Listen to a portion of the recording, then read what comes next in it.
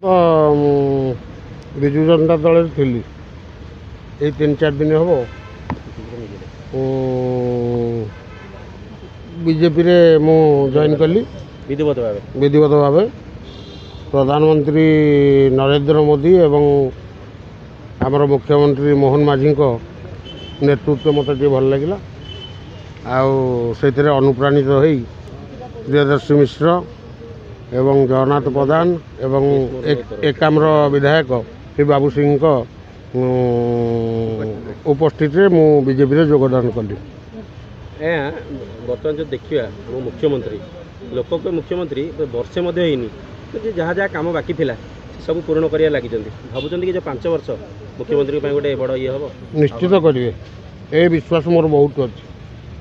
କାହିଁକି ବିଶ୍ୱାସ? 24 ବର୍ଷ ଯଦି ଆପଣ ନବୀନ ବାବୁ ପାଖରେ ରହିକି ଏତେ ବିଶ୍ୱାସ ହେଲାନି, ତାହେଲେ ଆଜି ଏତେ ବର୍ଷରେ ଏତେ କମ୍ ବର୍ଷରେ ମୁଖ୍ୟମନ୍ତ୍ରୀ ମୋହନ ମାଝୀକୁ ଏତେ କାହିଁକି ବିଶ୍ୱାସ ଆସିଲା? ଆଜ୍ଞା, ମୋତେ ତାଙ୍କ କାମକୁ ମୁଁ ଦେଖିକି ମୋତେ ବିଶ୍ୱାସ ଆସିଲା ଯେ ଭଲ କାମ କରିବେ ବୋଲି। ଆଉ ବିରୋଧୀ କହୁଛନ୍ତି ଇଏ ହେଉଛନ୍ତି ପାନିଆ ସରକାର, ଇଏ ହେଉଛନ୍ତି ଖାଇବା ସରକାର, ଇଏ ହେଉଛି ରଙ୍ଗବଳା ସରକାର। ଆପଣ ବିରୋଧୀଙ୍କୁ କ'ଣ ଜବାବ ଦେବେ?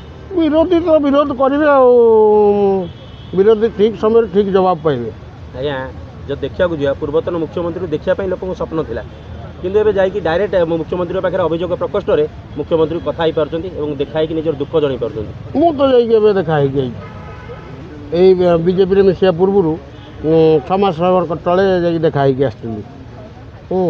ଗୋଟେ ପରେ ଗୋଟେ ଯୋଜନା ଆସୁଥିଲା, କିନ୍ତୁ ସେ ଯୋଜନା କୁଆଡ଼େ ଚାଲି ଯାଉଥିଲା, ଲୋକ ପାଉନଥିଲେ। କିନ୍ତୁ ଏବେ ଯାହା ବି ଯୋଜନା ଆସୁଛି, ସୁଭଦ୍ରା ଯୋଜନା, ସବୁ ସ୍ତ୍ରୀ ଲୋକମାନେ ମହିଳାମାନେ ଗୋଟେ ଆୟୁଷ୍ମାନ ଯୋଜନା, ଆଜି ମହିଳାମାନଙ୍କ ପାଖରେ ସେଇଟା ପହଞ୍ଚି ଯାଇଛି। ମହିଳାମାନେ ବହୁତ ଖୁସି ଅଛନ୍ତି।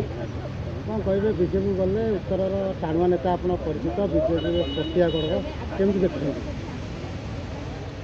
ନିଶ୍ଚିତ ପ୍ରିୟଦର୍ଶୀ ମିଶ୍ରଙ୍କ ନେତୃତ୍ୱରେ ନିଶ୍ଚିତ ଭଲ କିଛି ହେବ। ଅବଶ୍ୟ ସେ ବିଧାୟକ ନାହାନ୍ତି, ବିଧାୟକ ନଥାଇକି ବି କିଛି କାମ ସେ କରିଚାଲିଛନ୍ତି। କ'ଣ ଆଶା ଅଛି ଆପଣଙ୍କ ଏରିଆରେ? ଆପଣଙ୍କ କିଛି ଡେଭଲପ୍ କରିବା ପାଇଁ କ'ଣ ଇଚ୍ଛା ଅଛି? ଅଛି ତ ବହୁତ କାମ। ଏବେ ତ ମୁଁ 2-3 ଦିନ ହେଲା ମିଶିଲି।